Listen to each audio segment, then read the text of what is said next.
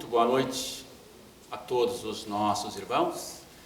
Estamos falando aqui da nossa querida casa Simão Pedro, neste sábado, uma noite agradável, onde eu convido a todos para que vibrem, mandando boas energias, boas emanações, para que a gente possa fazer esta sintonia, mesmo de longe, a fim de termos uma atividade o melhor possível. E hoje a gente vai trabalhar o capítulo 11 do Evangelho, amar ao próximo como a si mesmo.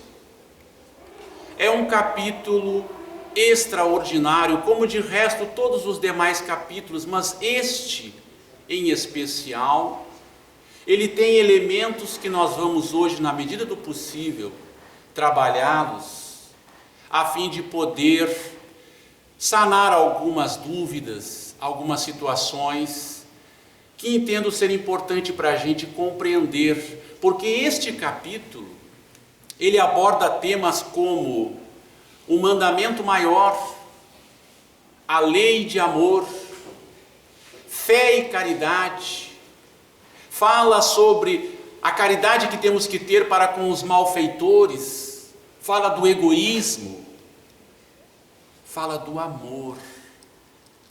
E quando eu estava estudando e refletindo, passando ali o estudo deste capítulo, a minha memória nostalgicamente voltou no tempo, e eu me lembrei que lá no início de 1990, portanto 30 anos atrás,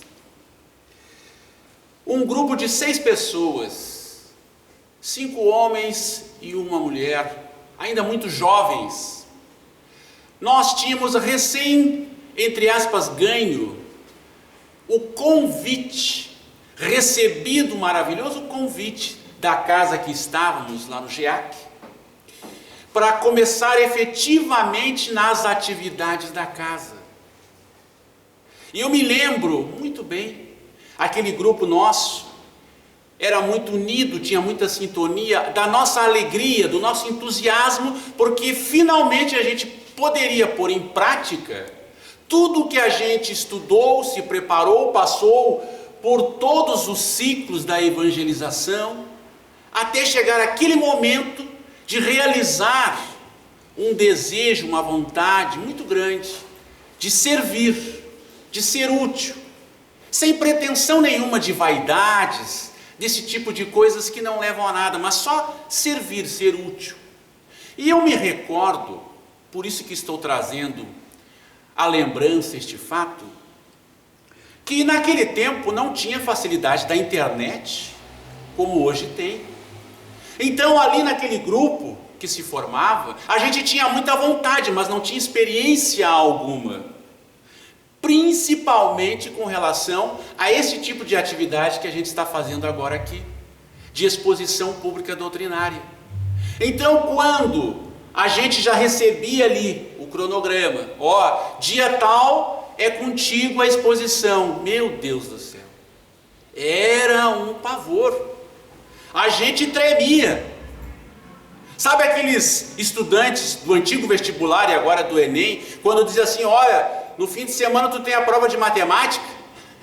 A gente ficava mais ou menos assim, já tremendo na base, porque afinal de contas nós tínhamos que vencer muitos obstáculos, e o maior deles, que ali nosso grupo a gente conversava, era exatamente o obstáculo de vencer a timidez, o medo de falar em público. Não era fácil, nunca foi fácil.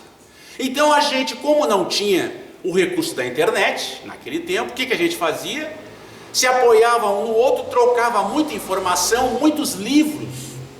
Então um já sabia que ia fazer tal capítulo, nesse livro aqui tem tal coisa, e assim a gente ia indo. E eu me lembro que em determinado momento, um daqueles do grupo disse assim, tal dia eu tenho que fazer o capítulo 22, que fala sobre não separeis o que Deus juntou, casamento, divórcio, família, separação, e era o mais jovem do grupo. E ele disse assim, mais ou menos assim, pois é, O que eu vou dizer para as pessoas se eu não tenho a mínima ideia de como é a vida conjugal, a vida familiar entre um homem e uma mulher? Eu não sei o que é convivência de filho com pais, eu não sou pai, nem tenho namorada. O que eu vou dizer?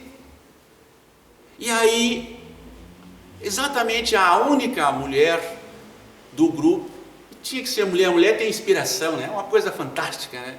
E ela disse assim: mas tu não pode pensar assim, porque se tu pensar assim, então nenhum de nós vai trabalhar nenhum capítulo, porque a gente não tem autoridade nenhuma para falar sobre nada do capítulo, nada do Evangelho, a gente vai. Mais ou menos ela disse isso, e eu gravei aquilo, jamais esqueci. 30 anos se passaram, com certeza ela foi inspirada, intuída a dizer aquilo para todos nós, porque de fato nós não temos autoridade moral nenhuma para falar em nome do Cristo, de Deus, da doutrina, mas a misericórdia divina permite que a gente aqui esteja para passar um pouquinho, mínimo, que a gente já conseguiu assimilar. E este capítulo, por isso me lembrei de todo esse fato, ele é exatamente essa situação que a nossa amiga há 30 anos atrás colocou tão bem, que agora se torna algo realmente do dia a dia. Porque falar de amor, o que é amor? Quem de nós aqui se aventura a dizer o que é amor? Mas antes de entrar nessa seara do amor, o mandamento maior, qual é o mandamento maior que Jesus ensinou aos doutores da lei, aos fariseus? Amarás a teu Deus de todo o teu coração, de todo o teu espírito. Amarás a Deus sobre todas as coisas. Este é o primeiro e o maior mandamento. Eis o segundo: e a teu próximo como a ti mesmo. Veja só, meus irmãos, porque nesses 30 anos estudando, refletindo, trabalhando, ouvindo muitos irmãos nossos abençoados, que também traziam as suas reflexões, o resultado dos seus estudos, 30 anos se passaram, e se os irmãos perguntarem para mim, o que é o amor? Se perguntarem para mim, afinal de contas, tu já está amando a Deus sobre todas as coisas e a teu próximo como a ti mesmo?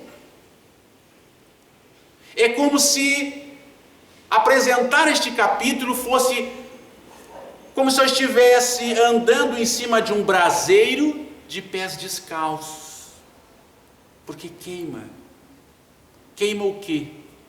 Queima a nossa consciência, o nosso coração, porque a gente se dá conta que há muito ainda o que fazer. E nesse sentido, a proposta do trabalho de hoje é a gente esmiuçar um pouquinho o que é preciso para que a gente consiga pôr em prática minimamente um mandamento maior.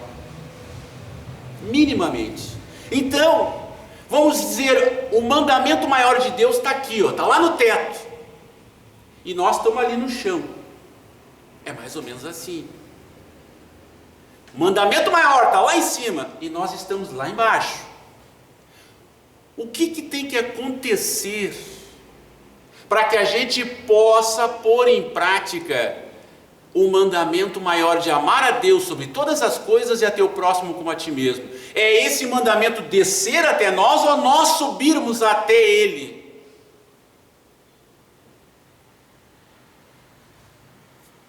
Nós temos que subir, nós temos que nos elevar moralmente, espiritualmente e começar a se aproximar desse mandamento. Ah tá, mas tudo bem, mas e aí, como é que eu faço isso? Aí está o detalhe importante que a doutrina abençoada nos dá a oportunidade de coletivamente aqui, trabalharmos. Depois de muito estudar, de muito ler, de muito ouvir outros tantos palestrantes, depois de fazer reflexões, eu digo aos irmãos o seguinte: não é possível a nenhum de nós amar a Deus sobre todas as coisas e a teu próximo como a ti mesmo, se nós não começarmos a fazer o processo que a doutrina espírita costuma chamar de reforma íntima, só que em etapas. A primeira etapa é exatamente aquela etapa onde nós temos que primeiro nos saturarmos, esgotar a nossa vivência das experiências terrenas provisórias. Temos que esgotar essas experiências. Temos que nos saturar, vamos dizer assim, enjoar de tanto fazer, de tanto lutar, de tanto suar pelas coisas materiais, que vão ficar tudo aqui, e começar a dar o passo seguinte.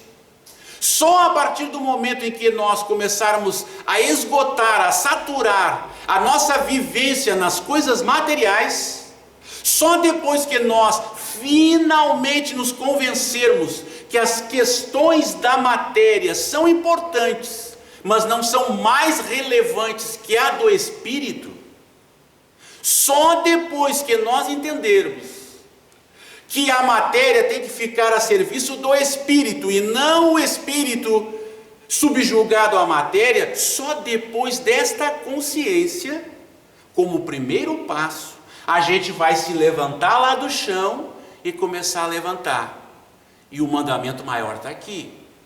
Mas se nós dermos esse primeiro passo, de começarmos a ter convicção, nos convencermos de que as coisas que estão à nossa volta são importantes, mas não mais importantes que o espírito, depois que a gente se cansar, se saturar, se esgotar das ilusões na matéria, sejam elas dinheiro, sejam elas promoções, aquisições, honrarias, conquistas amorosas, sentimentais, não importa, seja o que for de ordem provisória material, somente quando nós esgotarmos isto, a gente já dá uma levantada e começa a se erguer para realmente pôr em prática um mandamento maior. Este é o primeiro passo. O segundo passo, intimamente ligado ao primeiro, é nós nos acordarmos para a realidade da vida. Quantos de nós, e agora eu vou falar aqui do exemplo doméstico nosso espírita, quantos de nós, quando chegamos à casa espírita e nos deparamos com as informações, com os conhecimentos, você diz assim: meu Deus, encontrei agora finalmente o caminho, que coisa legal, bacana, agora eu vou mudar. E temos que mudar, é o despertar. Quando se descortina, levanta o véu, e a gente percebe algo além da matéria.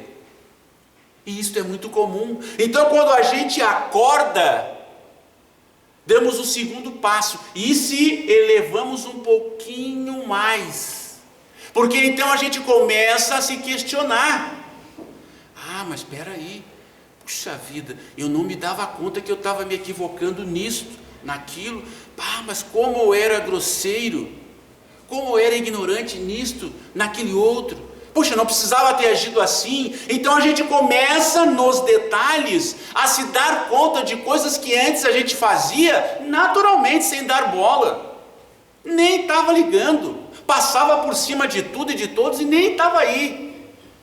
Acordamos. Primeiro passo, o esgotamento, a saturação das coisas, das vivências na matéria. Segundo passo, o acordar, o despertar. Mas aí vem o terceiro passo. E o terceiro passo é a sequência do primeiro e do segundo. Qual é o terceiro passo? é quando a gente começa a mudar os padrões mentais nossos. Quando começamos a mudar o nosso pensamento, a nossa maneira de pensar. Quando a nossa casa mental começa a abrigar outro tipo de aspiração que não seja as aspirações da matéria. Porque se nós não começarmos a modificar o campo mental, o nosso pensamento, aquele despertar, aquele acordar, aquela saturação das vivências materiais será apenas algo muito fútil, fugaz. Porque se não houver realmente um engajamento nos padrões mentais, ligeirinho a gente já esquece, ligeirinho a gente já volta a cair novamente nos equívocos, porque os mentores espirituais nos ensinam isso, eles nos dizem, nós estamos acostumados a um padrão de procedimento, de conduta de milênios, como espíritos imortais, e neste padrão de milênios a gente está acostumado ao quê? A vida boa. A gente está acostumado a se atirar nas cordas, como se diz, aquela zona de conforto. Não, mas por que eu tenho que mudar? Por que eu tenho que me modificar? Por que eu tenho que melhorar? Não, vamos deixando, deixa para lá, depois, quem sabe uma outra hora. Ou seja, a gente não muda o padrão mental. É como aquela pessoa que chega assim, geralmente no fim do ano acontece muito isso, está ali estourando os foguetes na cruzada do ano velho para o ano novo, e a gente faz um turbilhão de promessas. Não, o ano que vem, se Deus quiser, eu vou fazer assim, eu vou fazer assado. Não, mas se não houver realmente lucidez e coerência mental naquilo que a gente está dizendo, pensando ali, entrou o ano que vem, começa os primeiros dias de janeiro, quando muito passa a metade de janeiro, chegou no fim de janeiro, Deus, a gente já está fazendo tudo que a gente fazia igual ao ano passado, se não pior.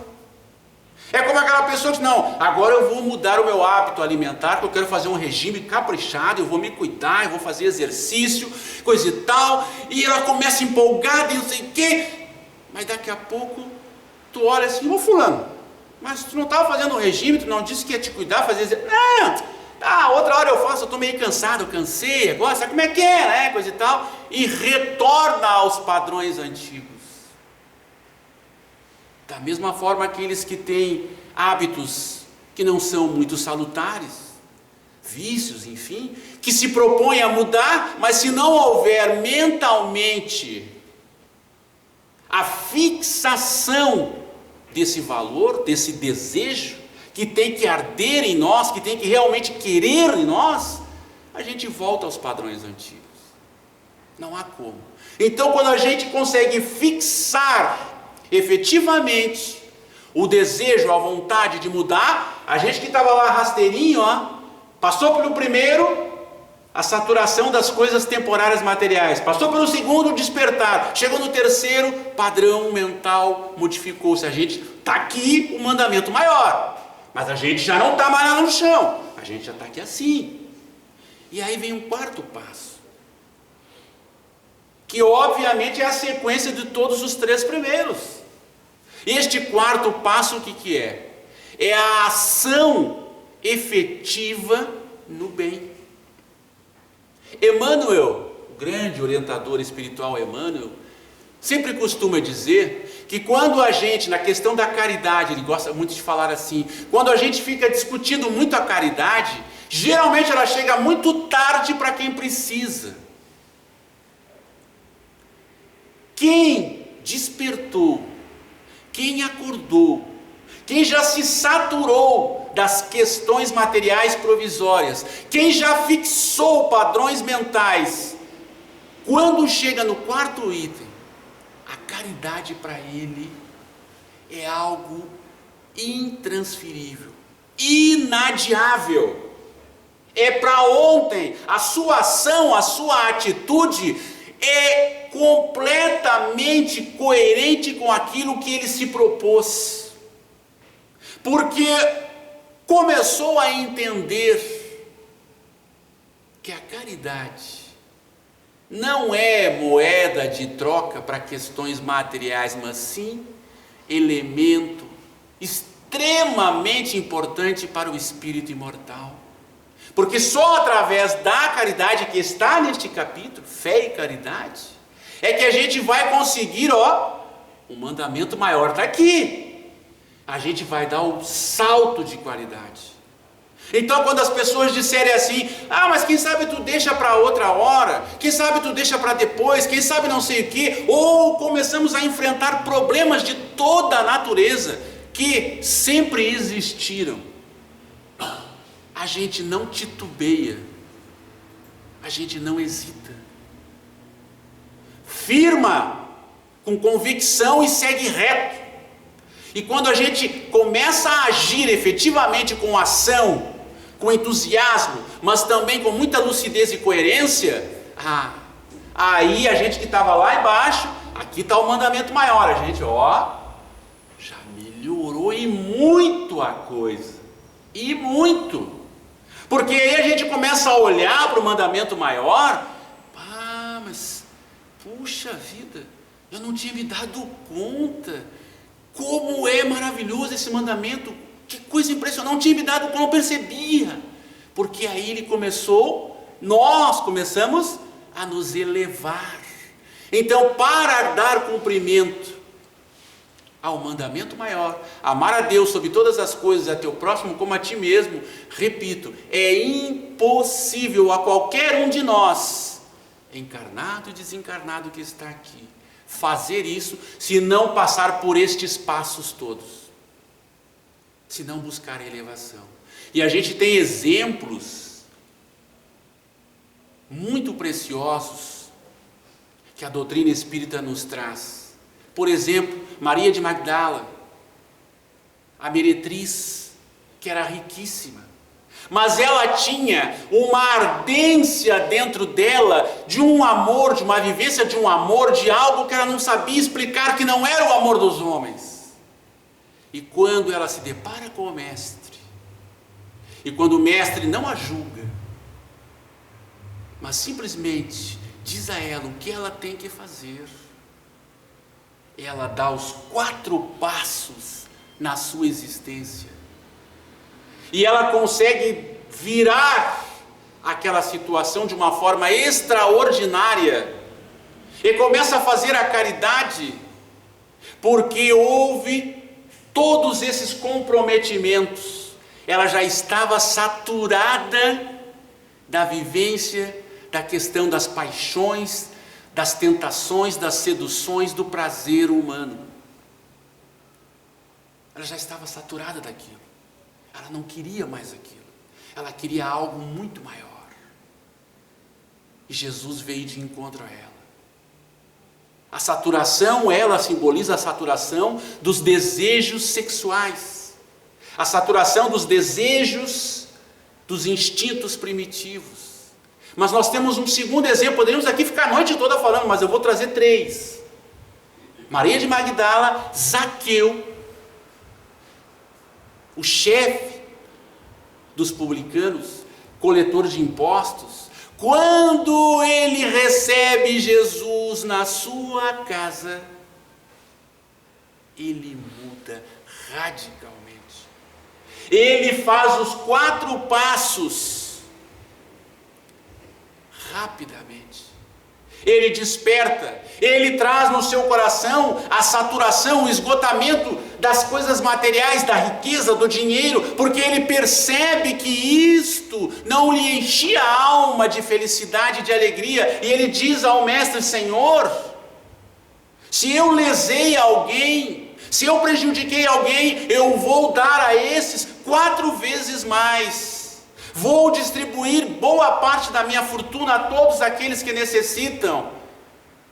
E Jesus então diz a ele: feliz, ó tu, filho de Abraão, dizendo: bem-vindo ao meu reino. Mas Zaqueu também havia experimentado o quê? o esgotamento, a saturação das coisas materiais, dos bens materiais, do dinheiro, da riqueza. Ele estava já ardendo intimamente por algo muito maior. E deu os outros passos no despertar, no acordar, na renovação mental e na ação, porque ele não ficou apenas na palavra, ele não ficou apenas no desejo, na conversa, ele começou efetivamente. Diz os apóstolos, os historiadores, que ele seguia muito Paulo de Tarso, porque ele queria saber como é que ia fazer depois, principalmente que Jesus foi crucificado, como ele daria prosseguimento àquela renovação que estava estourando no seu peito. E aí nós temos um terceiro exemplo. Eu falei aqui em Emmanuel, mas antes de Emmanuel ser Emmanuel, ele foi o senador romano Públio Lentulus, extremamente vaidoso, orgulhoso, com o seu nome, o nome da sua família. E ele teve a oportunidade, quando estava com o Cristo, de também dar este pulo, este salto, mas não o quis. Por quê? Porque ele não estava saturado ainda das ilusões da matéria. Ele não estava ainda suficientemente saturado, esgotado das ilusões do nome, da riqueza, do reconhecimento da família, do poder. E ele então troca o espiritual, o imortal, pelas coisas passageiras, momentâneas. Depois, mais tarde, em outra encarnação, ele retorna como escravo nestório, e aí começa a mudança, porque aí nesta encarnação ele começa a entender os valores e começa a se modificar. Então, desses 3 exemplos, muito provavelmente a grande maioria de nós aqui se assemelhe muito a este senador romano, porque no contato com esta doutrina abençoada, no contato com esta luz abençoada, a gente titubeia e fica como aqui, não, mas será que é mesmo? Não, será que é? Será que é verdade mesmo? Será que eu vou? Não, e fica naquela, não, mas existe reencarnação mesmo?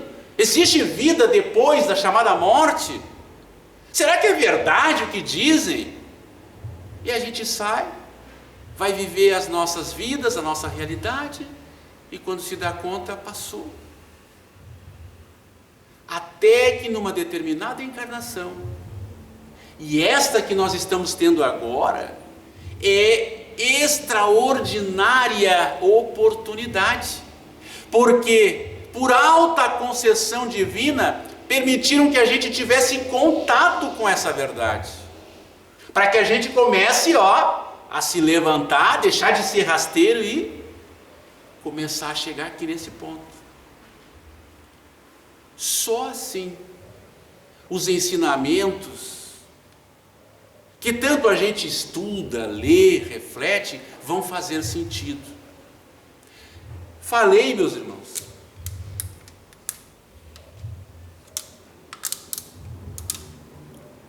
dos passos necessários para a gente minimamente começar a execução do mandamento maior. Mas tem uma outra situação bem mais delicada, bem mais profunda, que está neste capítulo, que fala da lei de amor, do amor. Puxa vida, o amor. O que é o amor, meus irmãos? Se eu pudesse fazer uma enquete aqui, perguntar para cada um, o que você acha? O que a senhora acha? O que o senhor acha? O que é o amor para vocês? Cada um com certeza vai dizer uma coisa, o amor é assim, o amor é isso, o amor é aquilo, o amor é aquele outro. Só existe uma coisa pior do que a gente não amar dentro do modelo que Jesus colocou para nós, é a gente confundir o amor. E a imensa maioria da humanidade confunde o amor divino, o amor do Mestre Jesus. Confunde com paixões, com atrações, com sensações, com prazeres. Confunde. Porque nós não estamos falando aqui do amor vulgar dos homens da humanidade. Nós estamos falando de um amor divino, de um amor celeste. Porque Jesus não desceu até nós para nos falar de um amor que todos nós conhecemos. Nem precisaria. Ele poderia mandar qualquer um aqui, mas não é deste amor. É de um amor superior. Então eu, estudando e pesquisando e tentando trazer assim à luz, como é que poderia explicar isso de uma forma que as pessoas pudessem entender um pouquinho melhor, assim no nosso dia a dia, na linguagem do nosso dia a dia. E eu me deparei com uma palestra maravilhosa de uma senhora chamada Ana Jaci Guimarães. Ela era natural do interior de São Paulo, depois foi para o Rio de Janeiro, hoje já é uma senhora, mãe da Anete Guimarães. Ela fez uma palestra sensacional há uns anos atrás. E, como disse, a maravilha da internet nos possibilita recuperar essas informações. Onde ela estava falando exatamente da questão do amor, por quê? Porque ela tinha recebido, e ela era muito jovem na época, ela contando isso, ela tinha recebido a incumbência, quando foi para o Rio de Janeiro, já era espírita, de falar num presídio sobre o amor para quem estava lá dentro.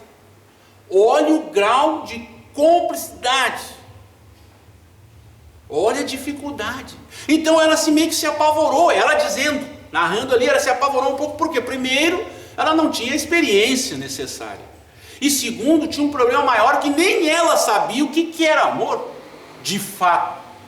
Como é que ela ia ir lá no presídio falar para aquelas pessoas, e aquele presídio tinha uma coisa de peculiar, que eram pessoas jovens, homens jovens, entre 18 a 25 anos, segundo a informação dela, e ela tinha que falar para essas pessoas, o que ela ia falar sobre amor? E aí então ela faz uma narrativa, que eu vou tentar aqui, claro, com as minhas palavras, tentar trazer para os irmãos, para recuperar, que eu achei belíssima a maneira como ela colocou. Tomara que dê tempo, vamos tocar assim mais ou menos, eu vou cortar uma coisa aqui, mas deixar a essência do seu raciocínio. Então ela saiu, e agora quem vai falar é ela. Esqueçam Carlos Alves, é ela que está falando aqui agora. Tá? Então ela saiu, angustiada, na cidadezinha que morava, no interior ali, pensando, poxa, depois quando eu for para o Rio de Janeiro, como é que eu vou falar para aquelas pessoas? E ela foi então caminhando, resolveu ir caminhando a sua casa, tinha uma distância mais ou menos, mas ela resolveu ir caminhando. E neste ir caminhando, ela resolveu, porque conhecia muita gente ali, ir perguntando para esse, para aquele, o que era amor. Fazer uma pesquisa, ali na hora, online. Então, quando ela foi indo assim, caminhando, ela já de cara viu um casal bem novo, bem jovem, adolescentes, que se aproximaram. Ela foi olhando, eles olhando assim, e quando a moça estava passando, ela agarrou na mão dessa jovem. Ela se voltou meio assustada assim, pô, o que houve, né? Olha só, eu estou fazendo uma pesquisa, vocês são um casal tão lindo, eu vi vocês vindo de mãozinhas dadas, se olhando, olho no olho, dá para sentir essa energia. Vocês saberiam me dizer o que é o amor? E aí, esse casal de jovens se olharam um para o outro, a menina baixou a cabeça como que ainda meio envergonhada, mas o rapaz tomou a iniciativa e disse, minha senhora, o amor é isso aqui, que a senhora está vendo, é esse sentimento que envolve, que arrebata o nosso coração. O amor é essa atração fantástica que eu tenho por ela. Eu amo ela, eu sinto vontade de estar com ela o tempo todo, e teceu uma gama de elogios. E a senhora disse, O amor então é isso? Sim, é isso. E ela olhava para o rapaz assim e concordava, feliz, radiante. O amor é isto. Está bem, obrigado. E eles foram, e ela começou a pensar assim: então o amor é isto. O amor é esse sentimento arrebatador entre duas pessoas, um homem e uma mulher. É esse sentimento de afinidade, de sentir vontade e desejo de estar um com o outro. Que coisa linda! Então eu já sei o que é o amor, já tenho elemento para falar lá na penitenciária. E foi caminhando. Continuou, e ela viu que vinha vindo uma pessoa, uma mulher, ainda jovem, que ela conhecia, que estava vindo ao seu encontro, e na medida que foi se aproximando, ela percebeu que ela estava muito nervosa, com os olhos vermelhos. Ela tinha olhos maravilhosos, bem claros, mas estava chorando. E aí ela olhou assim: minha filha, porque conhecia ela, tinha intimidade, o que houve contigo? Por que tu estás chorando? E a moça disse: tia Ana, eu estou chorando porque meu casamento acabou. Como acabou? Não faz 5 anos que vocês casaram, e vocês têm um bebê pequeno. Pois é, acabou. Hoje de manhã, quando meu marido se levantou, ele olhou, disse para mim que não me amava mais, que tinha outra, que não gostava mais de mim e ia sair de casa. E eu me desesperei. Minha filha, mas vocês formavam um casal tão lindo. Ainda me lembro do casamento de vocês. Que coisa bela. Pareciam se dar tão bem. Pois é, tia Ana, eu ainda amo, gosto dele, mas ele não gosta mais de mim. O que eu vou fazer? Pois é. Ela então abraçou-a, se despediu dela, disse... E aí ela ficou pensando triste: puxa vida, mas então o amor não é este amor verdadeiro que eu imaginei, que eu vi naquele casal tão jovem, naquele casal ali no verdor dos anos, ou mais maduramente. Esse não é o verdadeiro amor, porque o verdadeiro amor não acaba, o verdadeiro amor não tem fim, o verdadeiro amor não dá um tempo, é amor. Não cobra exigências, ama apenas. Então, se alguém diz que ama e depois já diz que não ama mais, que acabou, então este amor não é amor. E ela ficou triste, chateada, mas seguiu. E quando ela estava indo, cruzou uma praça maravilhosa, bem arborizada. Era uma manhã de abril, muito bonito, um sol radioso. E ela viu que vinha vindo uma senhora com um bebezinho nos braços. E ela vinha trazendo aquela criancinha de forma tão carinhosa, com tanta ternura, que ela parou assim e disse: não te assusta, só um momentinho. Eu achei essa cena tão linda. Esse bebê, essa criança, aquela carinha saindo assim, entre aquelas roupinhas cheirosas, confortantes. Aquela carequinha assim, ela perguntou: tu não me leva mal se eu te perguntar o que é o amor? E esta jovem mãe disse: o amor é isto, olhando assim para o bebê, o amor é o meu filho. O meu filho, é ele que me preenche a alma, me preenche a existência.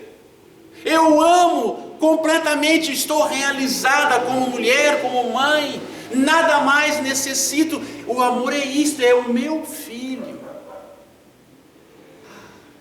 Que bom. Muito obrigado. Vá com Deus.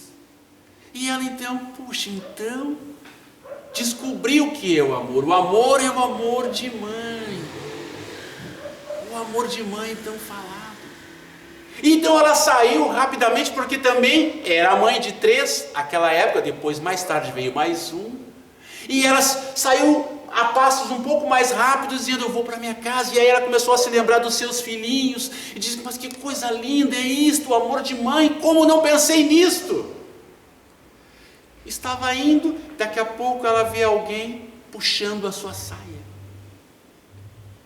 E ela volta-se e olha, um rosto moreninho, todo sujo, com a boca suja, cabelo desgrenhado, as canelinhas fininhas, uma camisetinha curta com a barriga saltada para fora, provavelmente com vermes. E ela olha para ele olha para ela, dá um sorriso, está sem os dentinhos da frente. Estão de frente assim para uma confeitaria e ele aponta assim e diz: tia, a senhora compra um bolo para mim? Eu estou com fome. Ela olhou assim: quantos anos você tem? Quantos anos eu tenho? Não sei quantos anos eu tenho. 8 ou 9 anos, não sei. Mas tu vive assim, tu tem... Onde é que tu mora? Ah, eu moro por aí, embaixo da ponte, no banco da praça, debaixo de uma marquise, onde eu achar um lugarzinho para ficar abrigado, eu chego, me deito, se eu estou cansado, e fico ali. É assim. Mas tu não tem casa? E menino pobre tem casa? Disse ele. E ela disse: deveria. É, mas eu não tenho casa. Vai me dar o bolo ou não vai? Vou te dar o bolo, sim. Tu tem pai? Menino pobre ter pai? Eu não tenho pai. Se eu tenho pai, nunca ouvi falar de pai. Nunca ouvi falar de pai. Não sei, não tenho pai. E mãe? Tu tem mãe? Ah, mãe, eu tenho. E onde é que está a tua mãe? Ah, hoje eu não sei onde é que ela está. Como assim? Ah, hoje eu não sei, a gente morava lá no pé do morro, num casebre pequeno, era assim de irmão, muito irmão, a gente vivia tudo amontoado. E um dia chegou a mãe do serviço cansada e olhou para nós e disse assim: a partir de hoje acabou, todo mundo vai para a rua, vai dar conta de si, vai trabalhar por si, vai viver a vida, porque eu não aguento mais sustentar vocês. Não quero saber, cada um siga o seu rumo. Foi assim que a mãe disse. É o que eu me lembro da minha mãe. E ela ficou parada, pensando: vai me dar o bolo ou não vai? Vou dar o bolo, sim. Mas e você não sente saudade da sua mãe? Sinto. Principalmente nas noites frias, com aquele vento gelado. Dá uma vontade de mãe, de ter o carinho de mãe. Mas e os teus irmãos? Quando eu era pequeno, eu era o menor de todos ali junto deles, eles me levaram um tempo. Depois eles viram que eu ia atrapalhar, mandaram eu também seguir o meu caminho, eu não sei mais também de irmãos. Vai me dar o bolo ou não vai? Vou sim. E como tinha o bolo na confeitaria já cortado em fatias, ela deu o bolo, ele pegou com aquela mãozinha suja, ela enrolou um outro pedaço, deu para ele e ele saiu. E ela ficou pensando: mas então o amor de mãe não é isto tudo que todos falam. Porque quando eu fazia as minhas exposições e perguntava para todo mundo qual o maior amor de todos, qual o mais puro, todos me diziam: amor de mãe. Não era amor de pai, era amor de mãe. Mas agora eu vejo que isso não é verdade. Porque se fosse verdade, seriam todas as mães amando de verdade. Mas se existem mães que abandonam seus filhos, se existem mães que fazem aborto, se existem mães que matam seus filhos, que jogam no lixo, então o amor de mãe, esse amor de mãe não é o verdadeiro, o mais puro. E eu saí triste com aquela cena, pensando: meu Deus do céu, o que eu vou dizer naquele presídio? Então fui caminhando e olhei assim uma igreja, me lembrei do meu tempo que era adolescente, era católica. Entrei na igreja, estava vazia. Lá na frente, um homem sentado no primeiro banco, concentrado. Eu fui indo rapidamente, ele não percebeu porque estava provavelmente orando. Eu sentei do lado dele Ele me olhou, cabelinho branco, olhos enrugados, com as marcas da expressão do tempo. E eu perguntei para ele: padre, eu estou fazendo uma pesquisa sobre o amor, o senhor poderia me dizer o que é o amor? E ele disse: ah, minha filha, o que é o amor? Há muitos anos atrás, há 50 anos atrás, quando eu botei essa roupa, essa batina, eu achava que eu sabia o que era o amor. Eu achava que seria o representante maior de Deus, do Cristo na terra, ajudando a todos, orientando, fazendo o possível por amor. Mas passados 50 anos, eu me dei conta, gastando a sola dos meus calçados deste chão, para lá e para cá nesta igreja, desta nave maravilhosa, olhando para essas estátuas de barro, esses quadros, e eu ficava perguntando para eles o que era o amor, e eles nunca falaram comigo, nunca me responderam o que era o amor. Então eu percebi que, embora esta igreja se encha muitas vezes de gente, num entra e sai constante, todo mundo chega aqui com as suas famílias, os seus familiares vão embora, saem, voltam, e eu estou sempre sozinho, não tenho ninguém, sinto um vazio dentro de mim, um vazio que eu não consigo explicar.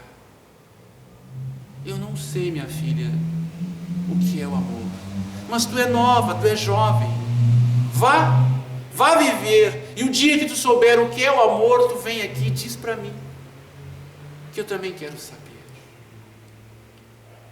Ela desanimou porque achava que tinha chegado na fonte certa para saber o que era o amor. Afinal, aquele padre era, entre aspas, o representante de Deus na terra. E nem ele sabia.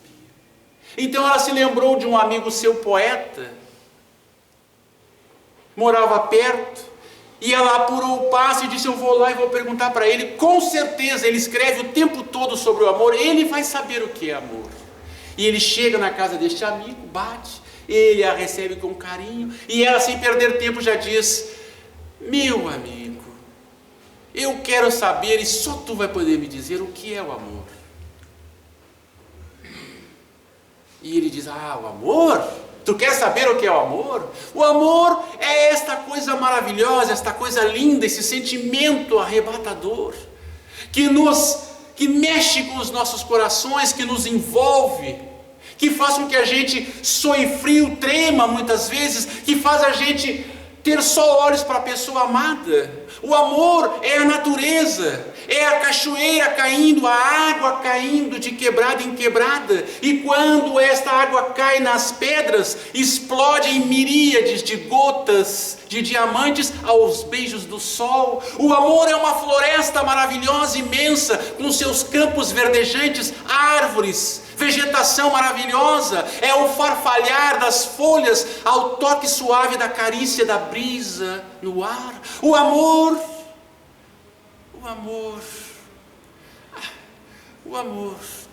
isso é só retórica, são só palavras.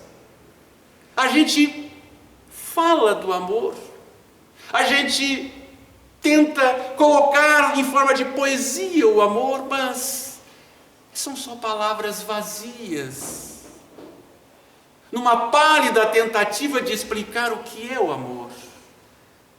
Eu não sei, minha amiga, o que é o amor. Costumo falar muito sobre ele, mas não sei nada sobre ele.